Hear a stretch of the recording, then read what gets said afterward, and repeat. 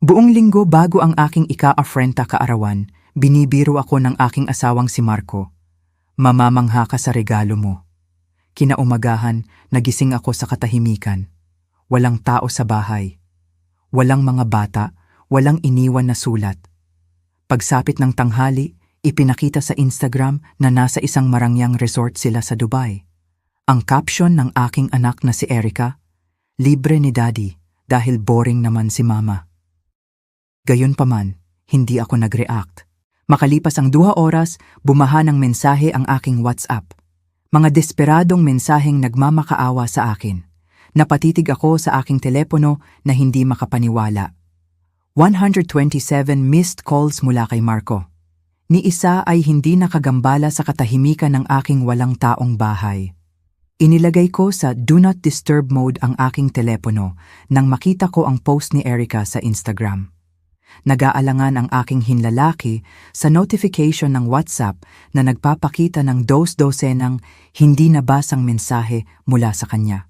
Ang pinakahuling mensahe ang nakakuha ng aking pansin. "Pakiusap, Micaela. Sagutin mo ang telepono. Nagmamakaawa ako sa iyo." Napangiti ako. Eksaktong 37 minuto matapos kong ipadala ang security footage kay Richard ay nagsimula na ang kanyang pagmamakaawa. 37 minuto. Iyon lang ang kailangan para gumuho ang perpektong mundo ni Marco. Para bawiin ang kanyang corporate email access. Para bumagsak ang kanyang karera. Ang aking regalo sa sarili para sa ika-40 kaarawan, hustisya. Ngunit hayaan ninyong balikan ko. Hayaan ninyong ikwento ko kung paano nagsimula ang lahat. 7 oras lang ang nakalipas. Sa loob ng 1 linggo, binibiro ako ni Marco tungkol sa aking kaarawan. "Mamamangha ka sa regalo mo," bulong niya, hinahalikan ng aking pisngi tuwing umaga bago umalis para magtrabaho. Kagabi, naging mas mapagmahal siya. Nagdala ng aking paboritong take-out, nagbukas ng isang bote ng alak, at sinabihan ng mga bata na hayaan akong makatulog ng matagal para sa aking espesyal na araw. Nagising ako ng matagal matapos siyang humilik. Iniisip ang aming 17 taon ng pagpapakasal. Mga magkasintahan noong kolehiyo na bumuo ng buhay ng magkasama. Ang kanyang pag-angat sa corporate world, sa Sullivan and Pierce Investment Group. Ang aking desisyon na itigil muna ang aking legal na karera nang ipanganak si Erica. Ang magandang tahanan sa suburb ng Atlanta na pinag-ipunan namin para sa mga bakasyon ng pamilya sa tabing dagat tuwing tag-araw. Hinawakan ko ang pinong kwintas na ibinigay niya sa akin para sa aming anibersaryo noong nakaraang buwan. Iniisip kong ang regalo ko sa aking mahalagang kaarawan ay magiging kasing mahalaga rin. Nakakatakot na tahimik ang bahay nang tuluyan akong magising. Walang ingay ni Angelo na masyadong malakas maglaro ng video games. Walang musikang nanggagaling kay Erica na umuugong sa mga dingding. Walang amoy ng kape ni Marco o ng espesyal na almusal sa kaarawan na ipinangako niya. "Marco," tawag ko, ang aking boses ay umaalingaw-ngaw sa mga dingding ng aming master bedroom. Malamig ang kanyang bahagi ng kama. Ilang oras na siyang wala. Isinuot ko ang aking robe at naglakad sa pasilyo. "Erica, Angelo." Binuksan ko ang mga pinto ng kanilang silid-tulugan at nakita ang mga kama na perpektong nakalatag na hindi karaniwan sa aking mga teenager. At kapansin-pansing walang laman ang mga aparador.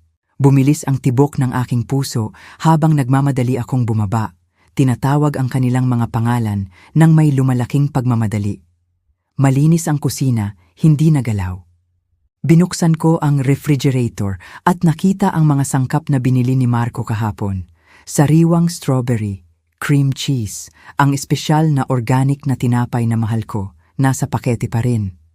Ang aking almusal sa kaarawan ay hindi kailanman nagawa. Doon ko napansin na nawawala ang 3 sipilyo mula sa banyo ng pamilya. Nawala ang mga maleta mula sa aparador sa pasilyo. Wala ang paboritong sapatos ng aking mga anak mula sa rack sa pasukan. Naupo ako sa isang upuan sa kusina na napapalibutan ng mga larawan ng pamilya na tila biglang nang iinis sa akin. Kaming 6 sa Disney World noong nakaraang taon. Sumama ang mga magulang ni Marco. Si Erica na nanalo sa kanyang kampyonato sa debate. Si Angelo na may proyekto sa science fair. mga family portrait kung saan kaming lahat ay ngumingiti na tila totoo. Tumunog ang aking telepono mula sa itaas at nagmadali akong kunin ito, umaasa ng paliwanag. May mga pagbati sa kaarawan mula sa mga kaibigan ko sa kolehiyo, aking mga magulang, mga katrabaho mula sa aking lumang kumpanya, walang anuman mula sa aking asawa, walang anuman mula sa aking mga anak. Nag-text ako kay Marco, "Nasaan kayo?" Lumabas ang mensahe bilang delivered. Walang sagot, sinubukan ko si Erica. "Honey, saan nagpunta ang lahat?" "Mom." Lumabas ang mga asul na tuldok. Nakita niya pagkatapos ay nawala. Walang tugon. Sasagutin ako ni Angelo. Ang mabait na si Angelo na yumayakap pa rin sa akin sa harap ng kanyang mga kaibigan. "Angelo, pakisabi sa akin kung ano ang nangyayari." Nabasa. Walang tugon. Nanginginig ang aking mga kamay habang binuksan ko ang Instagram. Palaging nasa platform si Erica. Kinabahan ako habang naglo-load ang kanyang pinakabagong post. Naroon sila, si Marco, Erica at Angelo na nakangiti ng maluwag sa tabi ng isang infinity pool na tanaw ang isang kamanghamanghang cityscape. Mga puno ng palma, hindi kapanipaniwalang karangyaan. Ang Burj Al Arab ay makikita sa background. Dinurog ng caption ang natitirang kahinahunan ko. "Surprise vacation with the best dad ever. Dubai, luxury life, nya spontaneous adventure. Libre ni daddy dahil boring naman si mama." Napatitig ako sa post, binabasa at muling binabasa ang caption. Sinusubukang intindihin ito. Libre ni daddy dahil boring naman si mama. Mga salita ng aking anak, ngiti ng aking asawa, ang aking pamilya na nagdiriwang sa kabilang panig ng mundo nang wala ako. Sa aking ika-40 kaarawan, nag-scroll ako sa higit pang mga larawan. Sila ay sumasakay sa isang first class na flight, nagche-check-in sa isang resort suite na may tanawin na marahil ay mas mahal pa kaysa sa aming buwanang bayad sa utang sa bahay. Si Marco na nagtataas ng baso ng champagne habang ang mga bata ay may hawak na mga cocktail na walang alak. Lahat ay naipost sa loob ng nakaraang 2 oras. Nanlambot ang aking mga binti at dumaustos ako sa dingding patungo sa sahig, hawak pa rin ang aking telepono. Plinano nila ito, sadya akong inalis nila. Sa sumunod na oras, gumalaw ako sa aming bahay na parang multo. Hinahawakan ang mga pamilyar na bagay na tila kinukumpirma na totoo ang mga ito. Ang larawan ng anibersaryo sa mantelpiece. Ang kumot na ginagamit namin tuwing movie nights. Ang tropeo ni Angelo sa soccer. Ang mga proyekto sa sining ni Erica na may buong pagmamalaki kong inilagay sa frame. Tumawag ang aking kapatid. Tapos ang aking ina. Pinabayaan ko na lang mapunta sa voicemail ang kanilang mga pagbati sa kaarawan. 11:11 ng umaga, nagsalin ako ng isang baso ng alak para sa aking sarili at umupo sa aming hapagkainan. Inilabas ko ang kalendaryo ng pamilya kung saan namin sinusubaybayan ang mga aktibidad ng bawat isa. Nagbabalik tanaw sa mga pahina, napansin kong minarkahan ni Marco ang buong linggong ito bilang abala na walang detalye. Hindi niya kailanman binanggit ang isang biyahe. Hindi niya kailanman tinanong kung gusto kong pumunta sa Dubai. Hindi niya kailanman sinabi na siya at ang mga bata ay mawawala sa aking kaarawan. Sinubukan kong alalahanin kung may nagawa ba ako para maranasan ito. Naging boring ba ako? Naging masyado ba akong abala sa pagpapamahala ng bahay at pagsuporta sa mga pangarap ng iba kaya't naging parang hangin ako? Nakakasuka ba para sa kanya ang pagiging 14 kaya't kailangan niyang tumakas? Bandang tanghali, naglakad ako papasok sa home office ni Marco, naghahanap ng anumang paliwanag. Nakalock ang mga drawer ng kanyang mesa, ngunit alam ko kung saan niya inilalagay ang susi. Nakadikit sa ilalim ng drawer ng kanyang mesa, iniisip na hindi ko kailanman hahanapin doon. Sa loob ng pinakababang drawer, nakita ko ang ayaw niyang makita ko. Mga credit card statement na itinago niya mula sa aming shared financial management app. Mga charge para sa alahas na hindi ko kailanman natanggap. Mamahaling bayarin sa restaurant tuwing Huwebes kung kailan sinasabi niyang nagtatrabaho siya ng gabi, mga bayarin sa hotel sa sarili naming lungsod at mga flight confirmation. para sa 3 tiket papuntang Dubai na binili mahigit 1 buwan na ang nakakaraan. Kabilang sa mga papel na ito ay isang expense report na may pangalan na paulit-ulit na lumalabas. Si Vanessa Jenkins ang kanyang executive assistant, ang maganda at masigasig na 26 taong gulang na palaging sobra kung tumawa sa kanyang mga biro tuwing company parties, na tila palaging nangangailangan ng kanyang gabay pagkatapos ng normal na oras ng trabaho. Habang patuloy akong naghahanap, may nahawakan akong matigas sa likod ng kanyang drawer. Isang telepono na hindi ko pa nakikita, hindi ang kanyang regular na iPhone, kundi isang murang burner phone. Nanginginig ang aking mga daliri habang binubuksan ko ito. Walang proteksyon ng password, naging pabaya siya. Marahil ay balak niya itong dalhin, ngunit nakalimutan sa kanyang kasabikan na iwanan ako. Nag-load ang mga text message at permanenteng nagbago ang aking mundo. Hindi na makapaghintay sa Huwebes ng gabi. Parehong oras, parehong lugar. Suotin mo ang pulang bagay na iyon. Marco kay Vanessa. 2 linggo na ang nakakaraan. Magiging kahanga-hanga ang Dubai. Wala siyang ideya. Sinabihan ng mga bata na espesyal na biyahe lang ito para sa kanila. Marco kay Vanessa. 4 linggo na ang nakalipas. Flight boarding, kalayaan para sa buong linggo. Akala ng mga bata ay masayang biyahe lang. Nagpo-post na si Erica tungkol dito. Marco kay Vanessa kahapon. Inilapag ko ang telepono, nagulat sa aking sariling kalmado. Naguugnay ang mga piraso, ang mga client meeting tuwing Huwebes ng gabi. Ang biglang interes sa pagtatrabaho ng gabi. Ang bumababang pagiging malapit sa bahay. Ang paraan ng kanyang pagsisimulang punahin ang aking hitsura, aking mga libangan, aking pakikipag-usap. Hindi ako boring. Binubura ako para magbigay daan sa iba. Habang kinukuha ko ang mga ebidensya na nakakalat sa kanyang mesa, ang mga statement, ang telepono, ang mga expense report, nilinaw ang aking isip. Naisip ko ang mga security camera sa opisina ni Marco.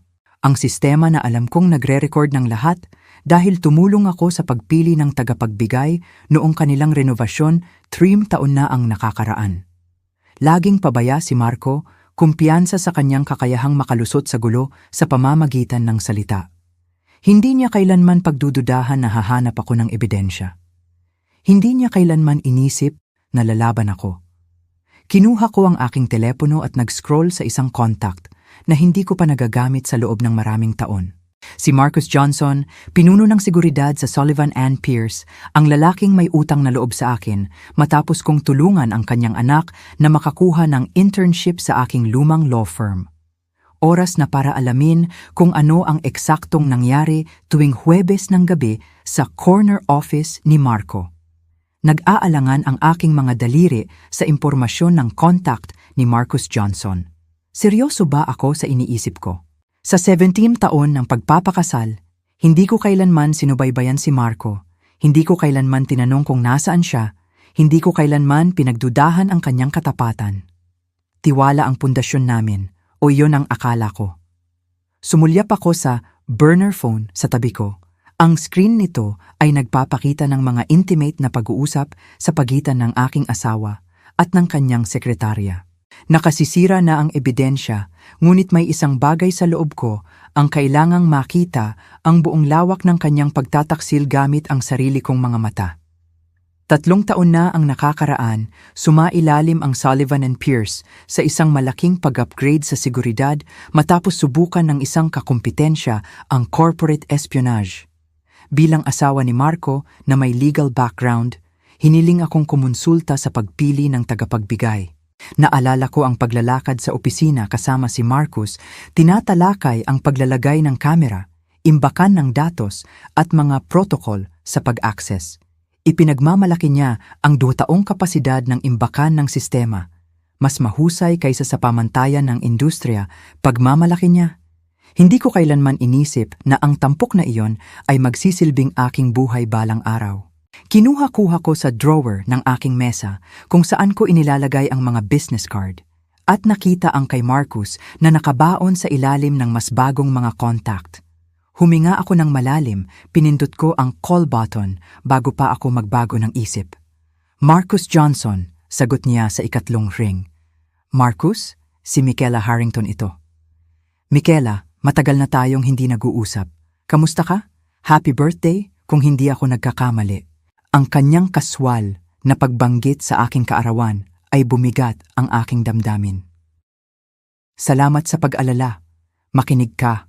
May hihingin akong pabor at medyo hindi ito karaniwan. Narinig ko ang pag-aalinlangan sa kanyang katahimikan. Makinig ako. Bumubuo ako ng isang surprise anniversary video para kay Marco. Nagsinungaling ako. Ang aking boses ay mas matatag kaysa inaasahan. Gusto kong isama ang ilang clip niya sa trabaho. Alam mo, ang dedikasyon na nagpapanalo sa kanya. Posible bang ma-access ang ilang security footage mula sa kanyang opisina? Isa pang paghinto. Hindi iyon eksaktong karaniwang pamamaraan, Michaela. Naiintindihan ko. Hindi ako hihingi kung hindi ito mahalaga. Pinainit ko ang aking boses. Naalala mo ba nang tulungan ko si Amber na makakuha ng internship sa Collier & Walsh? Umunlad na siya doon ngayon, hindi ba? Oo! Pag-amin ni Marcus. Ginawang junior associate noong nakaraang buwan. Lubos akong natutuwa. Kailangan nating lahat ng kaunting tulong minsan, hindi ba? Hinayaan kong manatili ang pahiwatig sa pagitan namin, bumuntong hininga siya. Anong mga petsa ang iniisip mo? Mga Huwebes ng gabi? Sa totoo lang. Sa nakaraang buwan, pinanatili kong kaswal ang aking tono. Ang mga gabing iyon ay tunay na nagpapakita ng kanyang dedikasyon. Mga Huwebes ng gabi, ulit niya, medyo nagbago ang kanyang tono. May alam ba siya? Marahil ay matutulungan kita doon. Ang sistema ay nagbibigay daan para sa secure na pansamantalang mga link na nag-e-expire pagkatapos ng 24 oras. Gagana ba iyon? Perpekto, sagot ko, bumaha sa akin ang ginhawa. At Marcus, pinahahalagahan ko ang iyong pagiging maingat. Gusto kong ito ay isang kumpletong sorpresa. Matapos tapusin ang mga detalye, binaba ko ang telepono at bumalik sa kalendaryo ng pamilya. Malinaw ang pattern ngayon na hinahanap ko na ito. Tuwing Huwebes ng gabi sa nakaraang 6 na buwan, client dinner, late meeting, strategy session, laging malabo, laging tuwing Huwebes. Lumipat ang isip ko sa proseso ng pagkuha ni Vanessa, 8 buwan na ang nakakaraan. Iginiit ni Marco na personal niyang hawakan ang mga interview para sa kanyang bagong executive assistant. Mas gusto ng HR director ang isang mas matandang kandidato na may mas maraming karanasan, ngunit sinuway siya ni Marco, binabanggit ang sariwang pananaw at kasabikan ni Vanessa na matuto. Naalala ko ang pagkikita namin sa holiday party. Matangkad, blonde, sobra kong tumawa sa mga biro ni Marco habang tinitignan ang kanyang wedding ring. Naisip ko kung paano nagbago ng husto ang mga gawain ni Marco tuwing Huwebes. Ang mamahaling pabango na karaniwan niyang iniipon para sa mga client meeting. Ang mga dress shirt na biglang kailangang perpektong planchado. Ang mga huling pag-uwi, laging may mahinang amoy ng alak at mga dahilan tungkol sa networking. At nagbago rin ang kanyang mga komento tungkol sa akin.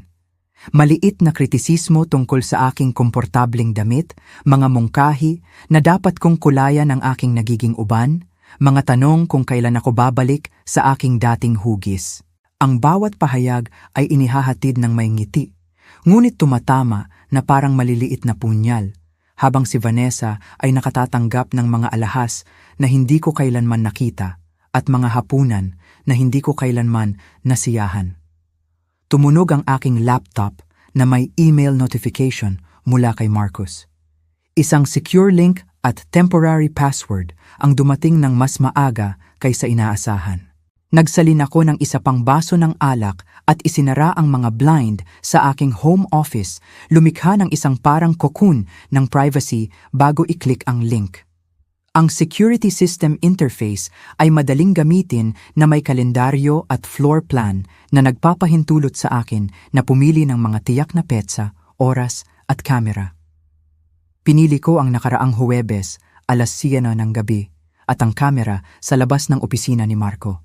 Agad na lumabas ang footage. Napanood ko habang karamihan ng mga empleyado ay lumabas para sa gabi.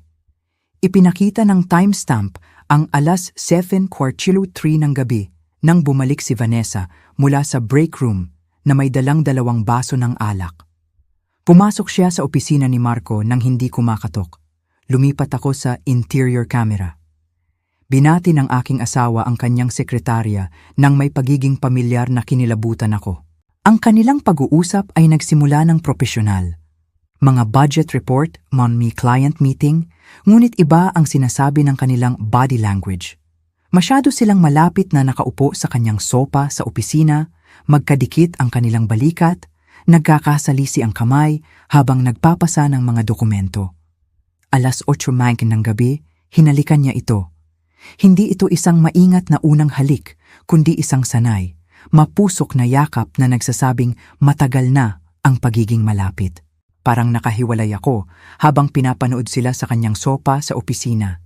Ang parehong lalaki na nagsabing may sakit ng ulo at pagod kapag ako ang nagpakita ng pagiging malapit sa bahay.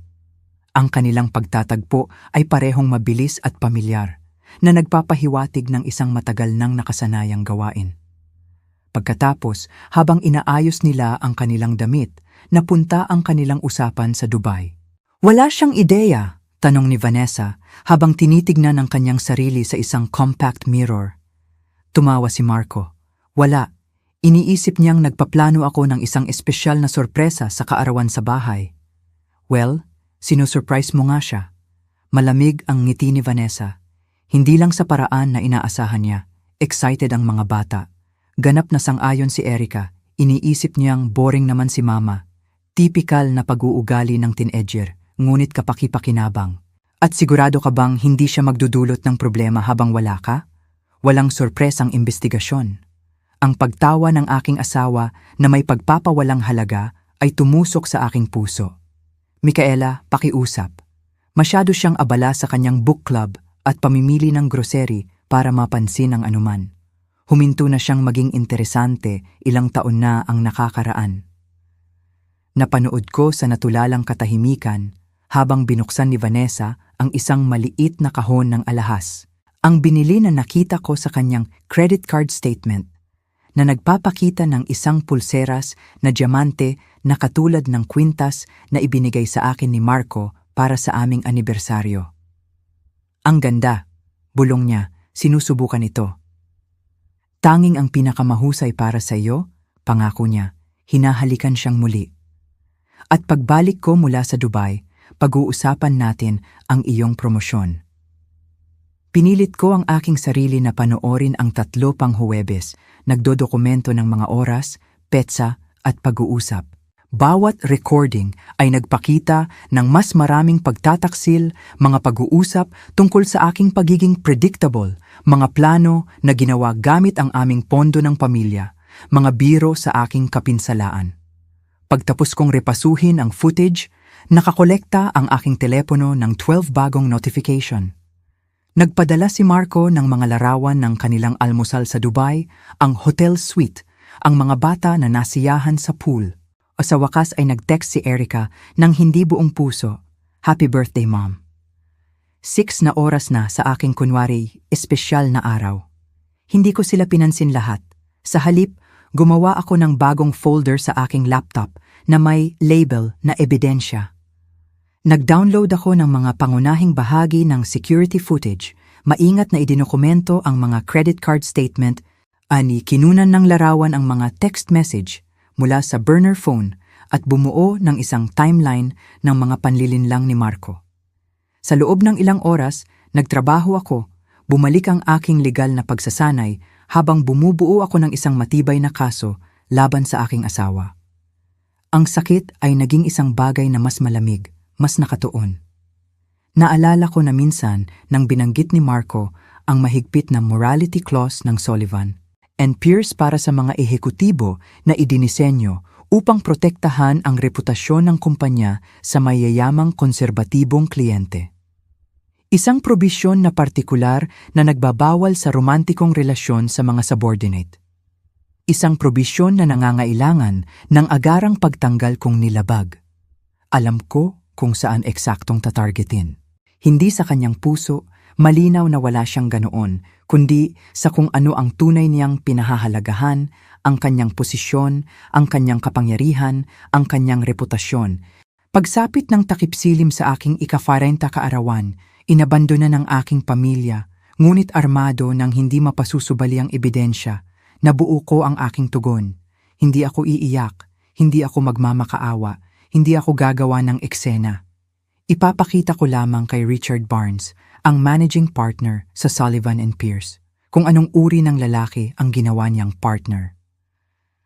At pagkatapos ay maghihintay ako na tumunog ang aking telepono. Nakakagulat na mahimbing ang tulog ko ng gabing iyon. Ang pagiging walang laman ng bahay na dati nakapanlulumo, ngayon ay parang kanlungan kung saan ko maisasagawa ang aking plano ng walang abala. Nagising ako bago pa tumunog ang aking alarm clock ng 5:30 ng umaga, kakaibang napuno ng enerhiya sa kabila ng lahat. Sumilip ang sikat ng araw sa mga blind ng aking opisina habang sinusuri ko ang Employee Handbook ng Sullivan & Pierce. Ang isa na pabayang iniwan ni Marco sa drawer ng kanyang mesa ilang taon na ang nakakaraan. Pahina 42, Section 8.3, Executive Conduct and Morality Clause. In-highlight ko ang mga mahalagang bahagi. Ang mga ehekutibo ay hindi dapat makipag-ugnayan sa romantiko o sexual na relasyon sa mga direktang subordinate. Ang paglabag ay batayan para sa agarang pagtanggal. Ang malabis na paggamit ng resources ng kumpanya para sa personal na kapakanan ay kumakatawan sa seryosong maling pag-uugali. Matagal ko nang pinraktis ang corporate law para makilala ang matibay na lengguwahe kapag nakita ko ito. Binuo ni Richard Barnes ang reputasyon ng Sullivan & Pierce sa integridad at konserbatibong pagpapahalaga. Pinamahalaan ng kumpanya ang bilyon-bilyong piso para sa mga kliyente na umaasa ng walang dungis na pag-uugali mula sa mga humahawak ng kanilang yaman. Binuksan ko ang aking laptop, gumawa ako ng isang email na may katumpakan na dating inilaan ko para sa mga legal briefs. Walang emosyonal na lengguwahe, walang mga akusasyon ng personal na pagtataksil, tanging mga katotohanan, ebidensya at direktang pagtukoy sa patakaran ng kumpanya. Para kay Richard Barnes at sa bordosullivanpierce.com. Paksa, kagyat na paglabag sa etika, maling pag-uugali ng ehekutibo. G. Barnes at mga miyembro ng board ng may malalim na panghihinayang ay kailangan kong ipaalam sa inyo ang seryosong paglabag sa patakaran ng kumpanya ng partner na si Marco Harrington. Ang kalakip na ebidensya ay nagdodokumento ng una, isang patuloy na hindi nararapat na relasyon sa executive assistant na si Vanessa Jenkins. Ikalawa, malabis na paggamit ng lugar ng kumpanya para sa personal na aktibidad sa oras ng trabaho. Ikatlo, hindi tamang paglaan ng pondo ng kumpanya para sa personal na regalo at gastos. Lahat ng paglabag ay direktang sumasalungat sa Seksyon 8.3 ng Patakaran sa pag-uugali ng ehekutibo. Isinama ko ang security footage na may timestamp, mga expense report at dokumentasyon ng mga company resource na ginamit upang mapadali ang mga aktibidad na ito. Bilang isang taong palaging gumalang sa pangako ng Sullivan & Pierce sa etikal na pag-uugali, naramdaman kong obligado akong ipaalam ang mga bagay na ito sa inyo ng may paggalang. Michaela Harrington JD. Inilakip ko ang pinakanakasisirang footage na maingat na in-edit upang isama lamang ang maling pag-uugali sa trabaho at malinaw na pag-uusap tungkol sa maling paggamit ng pondo ng kumpanya. Idinagdag ko ang mga expense report na iniwan ni Marco sa kanyang mesa, in-highlight ang mga charge para sa alahas, mga hapunan at mga hotel room na binayaran bilang client entertainment. Nag-aalangan ang aking daliri sa send button, ngunit naghintay ako. Mahalaga ang oras.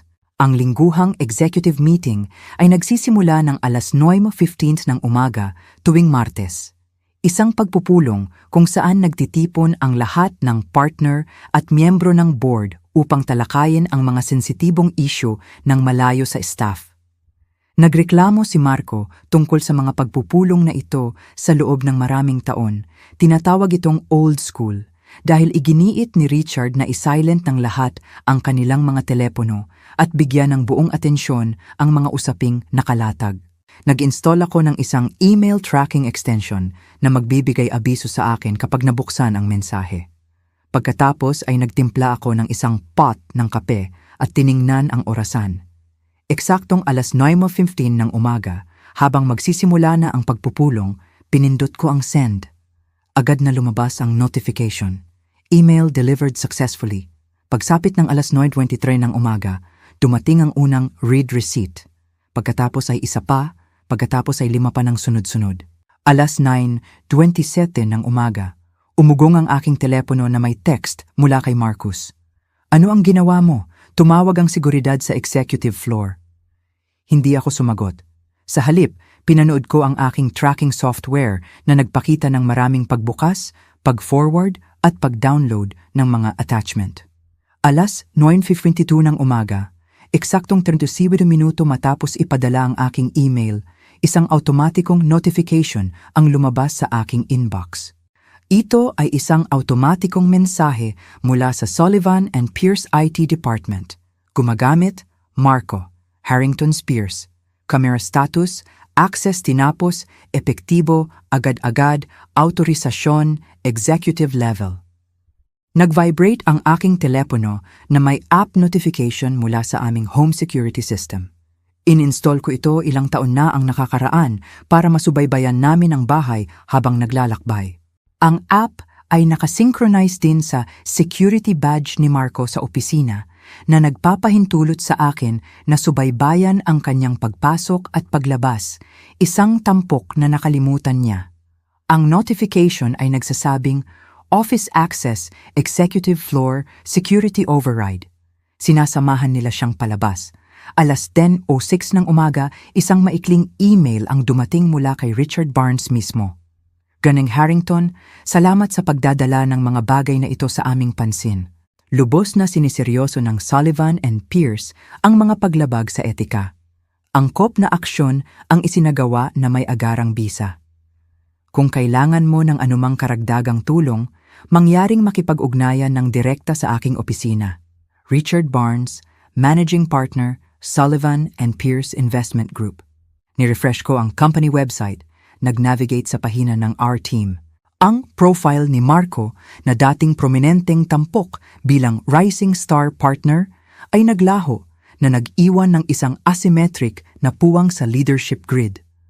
Alas 10:29 ng umaga, nagpakita ang aking telepono ng mukha ni Marco. Ang unang tawag, tinanggihan ko. Tumawag siya ng paulit-ulit. Bumuhos ang mga text message. "Ano ang ginawa mo? Ang aking access ay binawi. Sinamahan lang ako ng seguridad palabas. Sagutin mo ang telepono mo ngayon. Hindi ito nakakatawa." "Micaela, sinisira mo ba kami?" Sa bawat desperadong mensahe, isang kakaibang kapanatagan ang bumalot sa akin. Tinasilent ko ang ringer, ngunit pinanatili ang telepono na nakikita sa aking mesa. Pinapanood ang kanyang pagkapanik na lumalabas sa totoong oras. Pagsapit ng tanghali, tumawag siya ng 63 beses. Alas 12:17 ng hapon, isang notification mula kay Erica ang lumabas. "Mom, ano ang nangyayari?" Nagpapanik si Dad at sinasabing, "Kailangan nating umalis. Okay lang ba ang lahat?" Nag-text si Angelo ilang segundo pagkatapos. "Mom, okay ka ba?" Ayaw sabihin ni Dad kung ano ang problema, ngunit galit na galit siya. Pinapaimpake niya kami. Hindi ko rin sila sinagot, hindi pa. Nagpatuloy ang mga tawag, 77, 92, 108. Pagsapit ng alas 2 ng hapon, tumawag si Marco ng 127 beses. Ang kanyang mga mensahe sa WhatsApp ay lalong nagiging balisa. "Pakiusap, Micaela, sagutin mo ang telepono. Nagmamakaawa ako sa'yo. Ano man ang sa tingin mo ay nangyari, kaya nating ayusin ito. Isipin mo ang mga bata, isipin mo ang ating pamilya. Naka-lockout ako sa lahat. Mga corporate account, email, access sa building. Ayaw na ngang kausapin ako ni Richard. Ano ang sinabi mo sa kanila?" Ang huling mensahe ang nagpangiti sa akin. Hindi pa rin niya alam kung ano eksakto ang ginawa ko. Hindi niya maunawaan na may access ako sa lahat. Ang security footage, ang mga expense account, ang mga text message kay Vanessa. Habang dumarami ang kanyang mga mensahe, gumalaw ako sa aming bahay ng may layunin. Kinuha ko ang mga personal na gamit ni Marco, ang kanyang minamahal na mga tropeyo sa college football, mga larawan ng pamilya, ang mamahaling mga relo na koleksyon niya at maayos na inilagay ang mga ito sa mga karton na may label ng mga gamit ni Marco. Kinausap ko ang aking kaibigang si Stephanie na nanatiling abogadong nagpa-practice nang huminto ako sa aking karera. Kailangan ko ng emergency consultation, sinabi ko sa kanya. Paglusaw ng kasal sa ilalim ng mga pangyayari ng pagtataksil, maling paggamit ng pera at pag-abandona. Micaela, ano ang nangyari? Napuno ng pag-aalala ang kanyang boses. Ipaliwanag ko ang lahat kapag nagkita tayo. Gaano kabilis mong maihahain ng papeles para i-freeze ang mga pinagsamang ari-arian? Kung emergency circumstances sa pagtatapos ng araw, ligtas ka ba? Nagulat ako sa tanong. Ganap akong ligtas at sa unang pagkakataon sa loob ng maraming taon, nakakakita ako ng malinaw. Matapos ayusin ang isang pulong para sa susunod na umaga, tumawag ako ng isang locksmith na dumating sa loob ng isang oras. Pinalitan ko ang lahat ng panlabas na kandado at nireprogram ang aming smart home security system gamit ang mga bagong code. Kinausap ko ang aming bangko at naglagay ng pansamantalang freeze sa aming pinagsamang account. Binabanggit ang posibleng fraudulent activity. Ang bawat aksyon ay maayos na binuwag ang kontrol na pinanatili ni Marco sa aming pinagsamang buhay. Pagsapit ng hapon, tumawag si Erica sa halip na mag-text. Pinanood ko ang pangalan ng aking anak na lumabas sa screen, ngunit hindi ko sinagot. Pinili nila ang kanilang panig ng umagang iyon. Maaari pa silang maghintay sa kawalan ng katiyakan ng kaunti. Habang pinipinturahan ng paglubog ng araw ang aking walang taong bahay ng ginintuang kulay, umupo ako sa dating pinagsamahan naming kwarto at nakaramdam ng isang bagay na hindi inaasahan. Kapangyarihan, hindi lamang galit o paghihiganti, kundi tunay na kapangyarihan. Sa loob ng 17 na taon, ibinagay ko ang aking sarili sa mga pangangailangan, kagustuhan at ambisyon ni Marco. Isinantabi ko ang aking karera, pinamahalaan ang kanyang tahanan, pinalaki ang kanyang mga anak, pinanatili ang kanyang social calendar, at pinaniwalaan ang kanyang mga kasinungalingan. Ngunit ngayon, habang patuloy na nagpapalitaw ng mga mensahe sa aking telepono, ang kanyang mga desperadong mensahe, hawak ko ang lahat ng kontrol.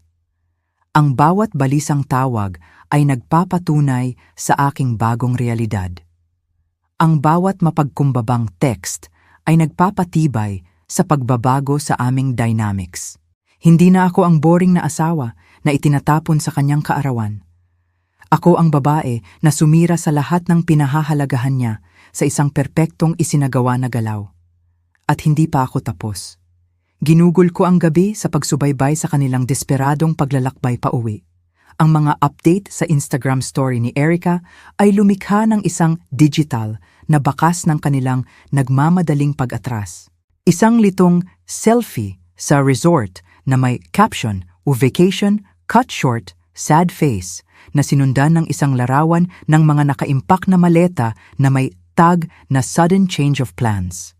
Si Angelo, na karaniwang hindi gaanong aktibo sa social media, ay nagpost ng isang bihirang airport selfie.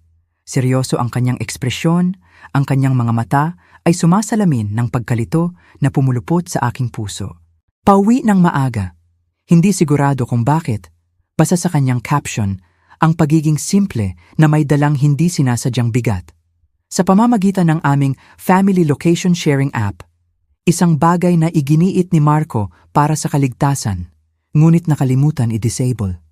Pinanood ko ang kanilang mga digital avatar na gumagalaw mula sa resort patungo sa Dubai International Airport. Bumaba ang mga balisang tawag ni Marco, pinalitan ang mga kagyat na mensahe tungkol sa flight availability at connection issues. Walang direktang flight, kailangang dumaan sa London, made delay. Nagtatanong ang mga bata na hindi ko masagot. Sagutin mo ang lintik mong telepono, Micaela. Sinubaybayan ko ang kanilang pag-unlad sa iba't ibang kontinente. Kinakalkula ang kanilang tinatayang oras ng pagdating. 22 oras ng paglalakbay, kabilang ang mga connection at delay. Halos isang buong araw para kay Marco na mas lalo pang mabalisa habang nakakulong sa mga cabin ng eroplano kasama ang aming lalong nagdududang mga anak. Ginugol ko ang araw kasama si Stephanie, ang aking kaibigang abogado, naghahanda para sa kanilang pagbabalik. Malinaw na nahuli mo siya, sabi niya, habang sinusuri ang ebidensya. May infidelity clause ang prenup na malinaw niyang nilabag, dagdag pa ang paghahalo ng mga ari-arian para sa personal na kapabayaan. Ihahain namin agad bukas. Ngayon, habang bumaba ang gabi sa araw pagkatapos ng aking kaarawan, ipinosisyon ko ang aking sarili sa aming veranda sa harap. Isang folder ng mga piling ebidensya ang nasa aking kandungan.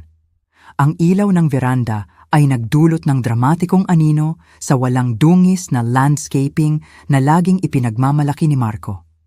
Tahimik ang aming kapitbahayan, karamihan sa mga pamilya ay nakaupo na para sa gabi, hindi alam ang nalalapit na paghaharap. 9:47 ng gabi, sinilayan ng ilaw ng sasakyan ng driveway. Huminto ang Uber at lumabas ang 3 pagod na figura. Nauna akong nakita ni Marco. Ang kanyang ekspresyon ay mabilis na nagbabago sa pagitan ng ginhawa, galit at takot. Nanatili sa likod si Erica at Angelo. Malinaw ang pagkalito sa kanilang tindig. "Ano ang ginawa mo?" Galit na bulong ni Marco, papalapit sa mga hagdan. "May ideya ka ba?" "Alam ko eksakto ang ginawa ko." Putol ko, kalmado ang aking boses. Ang tanong ay kung alam mo ba. Humakbang pasulong si Erica, lubos na ipinapakita ang depensa ng teenager. "Mom, bakit hindi mo sinagot ang aming mga tawag? Sabi ni Dad may emergency."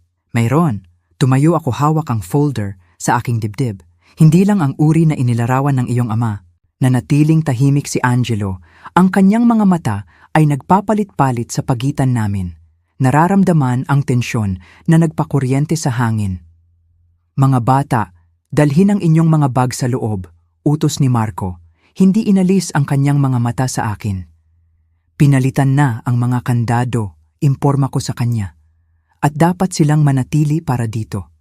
Karapat-dapat silang malaman kung bakit pinaikli ang kanilang bakasyon sa Dubai." Binuksan ko ang folder at iniabot kay Marco ang unang nakaprint na screenshot. Siya at si Vanessa sa kanyang sopa sa opisina, sa isang posisyon na walang iniiwan sa imahinasyon. Sa kanyang kredito, sinubukan niyang itago ito kaagad, ngunit hindi bago na sulyapan ni Erica sa kanyang balikat. "Dad!" Basag ang kanyang boses sa kawalan ng katiyakan. "Hindi ito ang hitsura," utal niya ang pinakaklishe na sagot na posible. "Eksakto ang hitsura nito," sagot ko. Matatag ang aking boses habang naglalabas ako ng isa pang larawan. "Ang inyong ama ay may affair sa kanyang sekretarya sa loob ng ilang buwan. Ang parehong panahon na sinasabi niya sa akin na ako ay boring at hindi kaakit-akit." Binaluktot ang mukha ni Marco. "Huwag mong gawin ito sa harap nila." "Bakit hindi? Ginawa mo." Bumaling ako sa aming mga anak. Habang ako ay mag-isa sa bahay sa aking kaarawan, iniisip na kayong lahat ay nagpaplano ng sorpresa. Kayo pala ay bahagi ng cover story ng inyong ama. Ginagamit niya kayong dalawa bilang panangga para sa kanyang affair. Lumambot ang pagtutol ni Erica. "Hindi totoo yan," sabi niya. "Masyado kang abala at stress para sa bakasyon." Mukha ba akong stress sa 2 hindi nasagot na mensahe sa kaarawan na ipinadala ko kahapon? Tanong ko ng malumanay. O mukha ba akong isang taong nagising sa isang walang taong bahay, sa isang araw na dapat sana ay kasama ko ang kanyang pamilya sa pagdiriwang? Humakbang pasulong si Angelo, umaagos ang luha sa kanyang mukha. "Sinabi ko sa iyo na dapat tawagan muna si Mama," sabi niya kay Marco. Ayaw kong umalis nang hindi sinasabi sa kanya. "Kailangan mong kontrolin ang kwento." Patuloy ko, kinakausap si Marco habang inaabot sa mga bata ang mga print-out ng kanilang sariling mga social media post. "Kaya, minanipula mo ang aming mga anak para maniwala na ako ay boring at walang interes. Napatitig si Erica sa kanyang sariling Instagram caption. Libre ni Daddy dahil boring naman si Mama. Namutla ang kanyang mukha. Ikaw ba ang nagmungkahi ng pagkakabuo ng salita na yon? Tanong ko sa kanya ng malumanay. Ang kanyang mga mata na tulad ng sa akin ay napuno ng luha. Sabi ni Dad, nakakatawa raw iyon, natatawa ka raw kapag nakita mo mamaya. Humakbang si Marco patungo sa pinto. Nakakatawa ito, pagod na tayong lahat. Hayaan mo kaming makapasok at pag-usapan natin ito na parang matatanda. Tulad ng matanda na nag-abandona sa kanyang asawa sa kanyang kaarawan o ng matanda na ipinabayad ang alahas para sa kanyang kabit sa aming family credit card. Nagulat si Erica at naglabas ng maliit na nasasaktang tunog si Angelo. Narito ang mangyayari, sabi ko, pinananatili ang kapanatagan na pinraktis ko buong araw. Maaring pumasok si Angelo at Erica. Ang kanilang mga kwarto ay eksaktong gaya ng pagkakaiwan nila. Ikaw, Marco, ay maaaring maghanap ng ibang matutuluyan. Ang iyong mga personal na gamit ay nasa kahon sa garahe. Hindi mo lang basta-basta mailak ako palabas ng sarili kong bahay. Ang bahay na nasa pangalan ko, ang minana ko mula sa aking lola at nirenovate gamit ang aking trust fund. Ang bahay na iyon? Ngumiti ako ng walang init. Sa tingin ko, kaya ko. Naunang gumalaw si Angelo, dumulas sa akin sa pinto na binuksan ko gamit ang aking bagong susi. Nag-alinlangan si Erica, nagtataka sa pagitan ng mga magulang na laging nakikita niya na nagkakaisa. Okay lang, Erica, sabi ko ng malumanay. Hindi mo ito kasalanan. Wala sa mga ito ang kasalanan mo, Dad, pakiusap niya, lumingon sa kanya. Tumigas ang mukha ni Marco at naging pangit. Malinaw na nawala ang katinuan ng iyong ina. Sinisira niya ang ating pamilya dahil selosa siya at mapaghiganti. Lumutang sa hangin ang akusasyon sandali bago ako sumagot. Erica, tingnan mo ang telepono ng iyong ama. Hanapin mo ang mga mensahe mula kay Vanessa. Huwag mong hawakan ang telepono ko. Galit na sinabi ni Marco, ngunit sapat na ang nakita ni Erica sa kanyang reaksyon. Lumakad siya sa akin, papasok sa bahay, nanginginig ang kanyang mga balikat sa tahimik na paghikbi. Naiwang mag-isa, tuluyang gumuho ang pagpapanggap ni Marco. Sinira mo ang lahat, bulong niya. Ang aking karera, ang aking reputasyon. Ginawa mo yan sa sarili mo, pagwawasto ko sa kanya. Tuwing Huwebes ng gabi sa loob ng 6 na buwan, bawat kasinungalingan na sinabi mo sa aming mga anak, bawat pagkakataon na ipinabayad mo ang isa pang hotel room sa aming family account.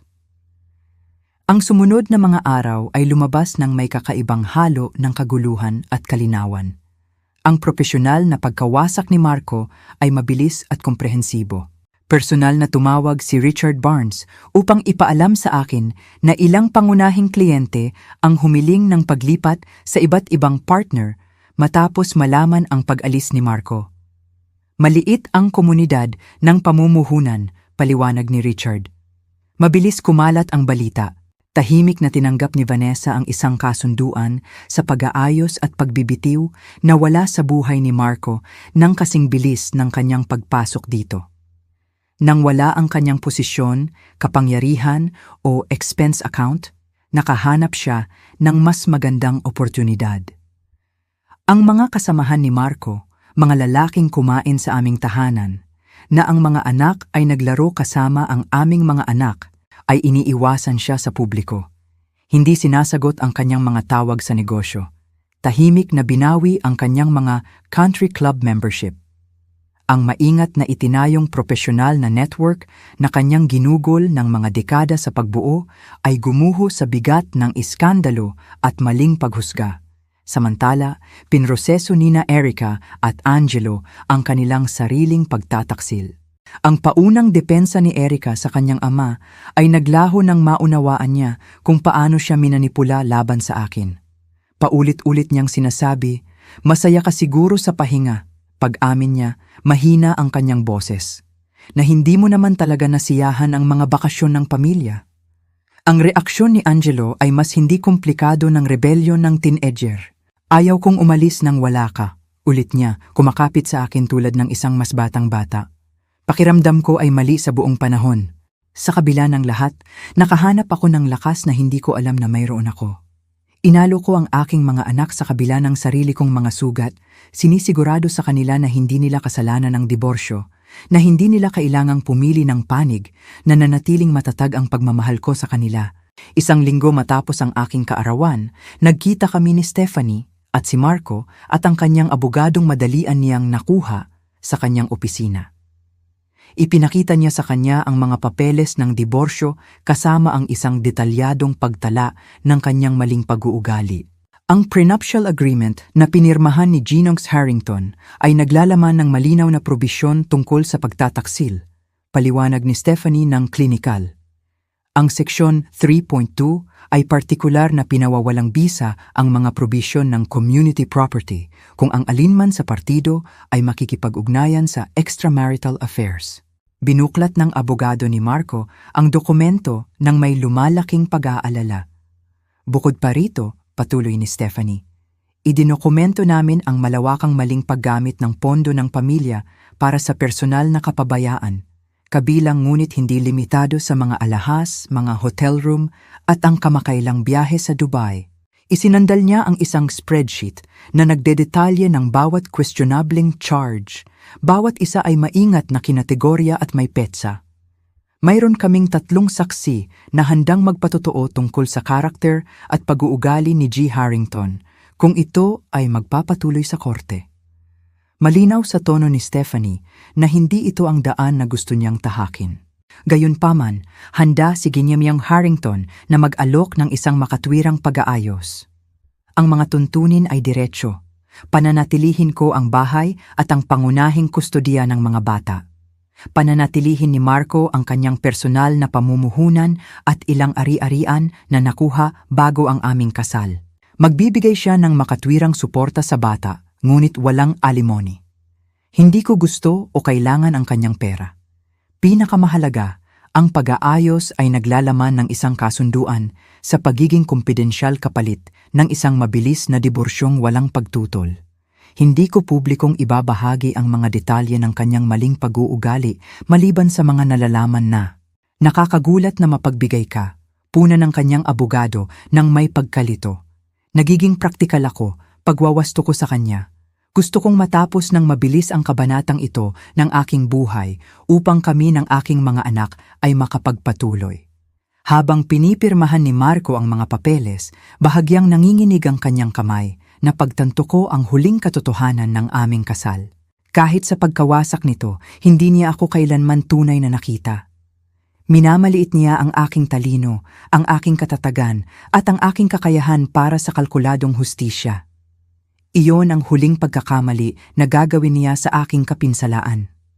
Hindi ko inaasahan na magsisimula ang paggaling sa katahimikan, ngunit iyon mismo ang nangyari. 2 linggo matapos pirmahan ang mga papeles ng diborsyo, umupo ako sa opisina ni Dr. Eleanor Mason na malambot ang ilaw, hindi makapagsalita. Naroon ang mga salita, 17 taon ng mga ito, ngunit nanatili silang nakulong sa likod ng isang buhay ng pag-aakomoda sa pangangailangan ng iba bago ang sarili ko. Huwag kang magmadali, sabi niya, ang kanyang boses ay malumanay, ngunit matatag. Ang espasyong ito ay sa iyo. Ang 4 na salitang iyon ay nagbukas ng isang bagay na malalim. Aking espasyo, aking oras, aking paggaling. Ang aming lingguhang sesyon ay naging pundasyon ng aking paggaling. Tinulungan ako ni Dr. Mason na makilala ang mga pattern na hindi ko kailanman kinilala. Kung paano ko unti-unting pinababa ang aking sarili para iangat si Marco. Kung paano ko na-internalize ang kanyang mga banayad na kritisismo hanggang sa pinaniwalaan kong ako nga ay boring at hindi karapat-dapat. Itinayo mo ang iyong pagkakakilanlan sa pagiging kanyang asawa. Obserbasyon niya sa aming 3 sesyon. Ngayon ay matutuklasan mo kung sino talaga si Micaela. Ang paglalakbay na yon ay nagsimula sa maliliit na hakbang. Hinukay ko ang watercolor set na iniwan ko nang ipanganak si Erica. Ang aking mga unang pagtatangka ay maloko, ngunit ang kagalakan ng paglikha ng isang bagay para lamang sa aking sarili ay pakiramdam ay revolusyonaryo.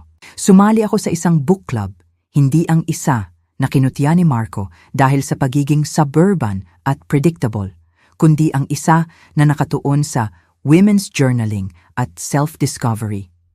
Pinakamahalaga, muling nakipag-ugnayan ako sa mga kaibigan na unti-unting nawala sa aking buhay. Ang tanghalian kasama ang aking law school roommate ay nagpakita ng isang masakit na katotohanan. Huminto kami sa pag-imbita sa iyo dahil laging may dahilan si Marco. Pag-amin niya habang kumakain ng salad. Sabi niya, masyado kang pagod o abala sa mga bata. Sa huli, inisip namin na hindi ka lang interesado. Ang mga katulad na pag-uusap sa ibang mga kaibigan ay nagpakita kung paano ako maayos na inisulahan ni Marco sa ilalim ng pagkukunwari ng proteksyon at mga prioridad ng pamilya. Ang bawat muling pagkonekta ay parang binabawi ang isang bahagi ng aking sarili na sistematikong inalis. Ang aking journal ay naging kanlungan kung saan ko pinroseso ang galit na minsan ay bumabalot sa akin sa hindi inaasahang mga sandali. Ngayon, nakita ko ang kanyang lumang sapatos na panakbo sa garahe at itinapon ko sa basura. Isinulat ko isang gabi. Pagkatapos ay nakonsensya ako at kinuha ulit ang mga ito. Pagkatapos ay nagalit ako sa pagkakonsensya at itinapon ko ulit. Hindi linear ang pag-unlad. Umunlad ang paggaling ng mga bata kasama ng sa akin.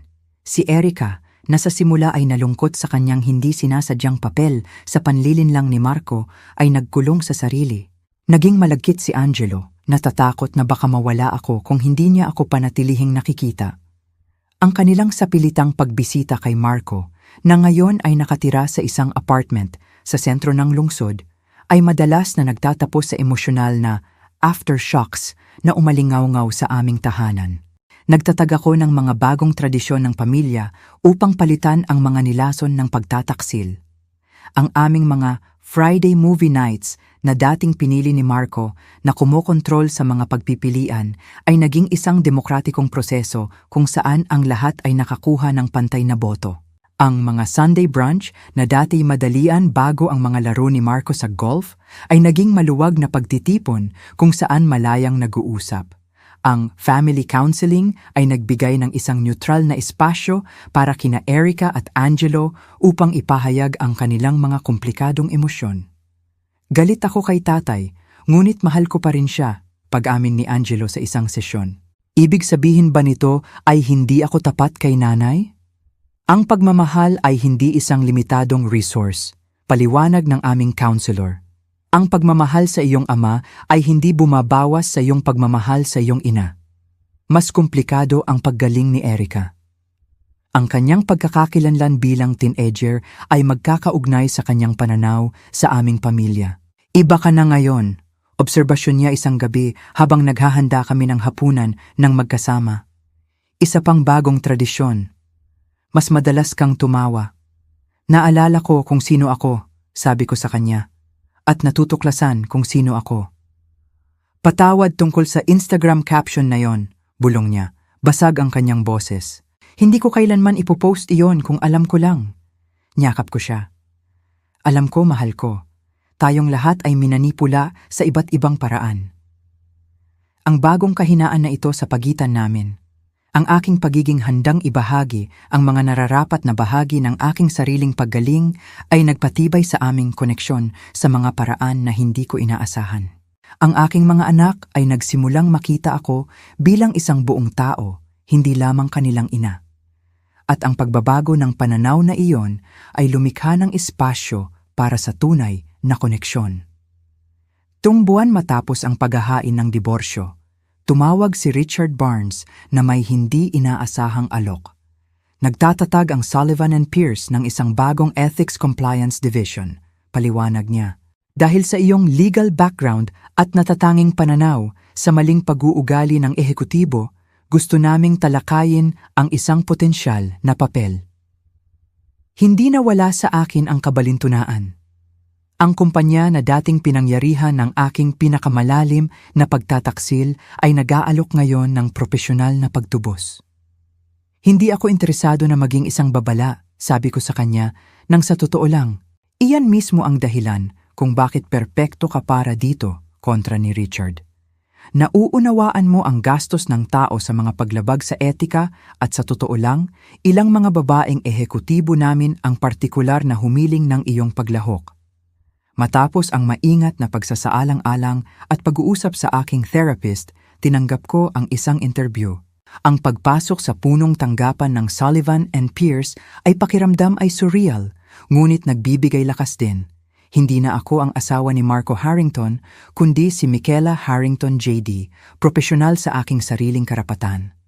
Ang posisyon na inialok nila ay iniayon, flexible na oras na umaakma sa aking mga responsibilidad sa pamilya, mapanghamong trabaho na gumagamit ng aking legal na kaalaman, at ang oportunidad na bumuo ng mga patakaran na maaaring makatulong upang maiwasan ang iba na maranasan ang aking dinanas.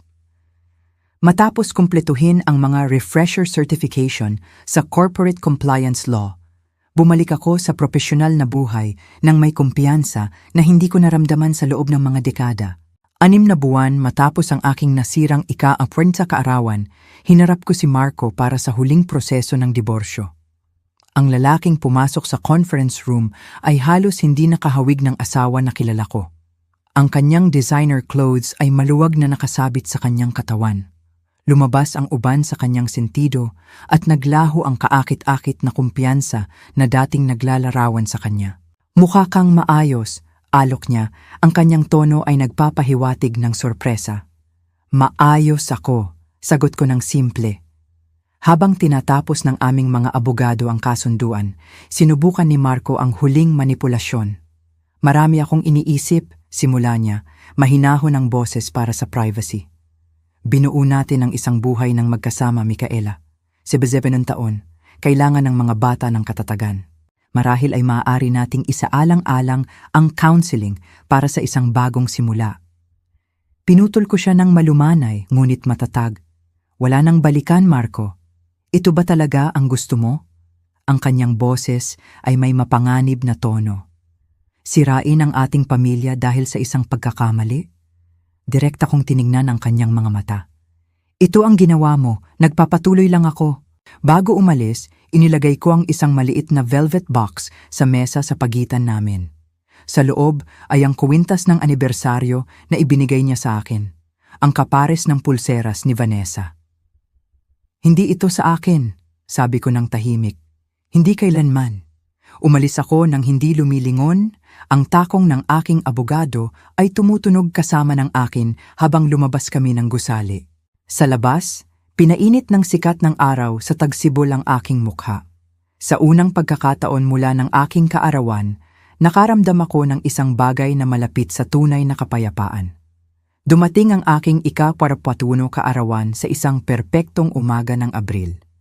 Walang detalyadong pangako. Walang misteryosong pahiwatig tungkol sa mga regalong nakakamangha. Sa halip, kumatok si Angelo sa pinto ng aking kwarto sa isang makatwirang oras, buong pagmamalaking may dalang bahagyang sunog na toast at sariwang kape. Nagde-decorate si Erica sa ibaba, bulong niya ng may lihim. Pinapangako niya akong huwag sabihin sa'yo. Sa ibaba, binago ng aking anak ang aming dining room gamit ang mga gawang kamay na bulaklak na papel at isang banner na malinaw na pinagpuyatan niyang gawin. Muling pagsilang ni Mama, ipinahayag nito sa kumikinang na letra. Dumating ang aking mga magulang na may dalang paboritong pagkain noong bata. Dumating ang mga kaibigan na may mga mahalagang regalo na nagdiriwang sa aking muling natuklasang hilig. Mga art supplies, libro, hiking gear para sa mga biyahe sa weekend na sinimulan kong gawin kasama ng isang grupo ng kababaihan para sa outdoor activities. Nagdala ang aking kapatid ng mga photo album mula bago ko pa nakilala si Marco. Biswal na paalala ng masigla, ambisyosong babae na dati ako at nagiging muli. Habang dala ni Erica ang cake na niluto niya mismo. Chocolate na may buttercream frosting, ang aking paborito, sa halip na ang paboritong carrot cake ni Marco na kinakain namin sa loob ng maraming taon, naramdaman kong lumuluha ako. Gusto kong mag-toast, sabi ko, itinaas ang aking baso. Sa mga aral na natutunan sa mahirap na paraan, sa katatagan na natagpuan sa mga nasirang lugar, at sa inyong lahat na tumulong sa akin na tandaan na ang pinakamahalagang regalo ng buhay ay pagiging totoo. Kalaunan, habang umaalis ang mga bisita at inaalis ng aking mga anak ang mga plato, lumabas ako sa veranda sa likod ng bahay na tunay ng akin ngayon. Ang hardin na itinanim ko sa mga linggo matapos ang diborsyo ay nagsisimula ng mamukadkad. Bagong pagtubo na lumalabas mula sa bagong baling lupa. Tulad ko, naisip ko habang pinapanood ang paglubog ng araw na pinipinturahan ang langit ng napakatingkad na kulay. Hindi ito ang buhay na plinano ko. Ang paglalakbay dito ay masakit na lampas sa imahinasyon. Ngunit nakatayo sa aking hardin, napapalibutan ng mga taong pinahahalagahan ako kung sino ako, napagtanto ko na hindi sinasadyang tinupad ni Marco ang kanyang pangako. Pagkatapos ng lahat, ang aking ika-awanta kaarawan ay tunay na nakamamangha sa akin, hindi lang sa paraan na inaasahan ng sinuman. Dinurog nito ang mga komportableng ilusyon na pinaninirahan ko at pinilit akong bumuo ng isang bagay na totoo mula sa mga labi. At ang masakit na regalo ng katotohanan na iyon ay sa huli ay nagpalaya sa akin.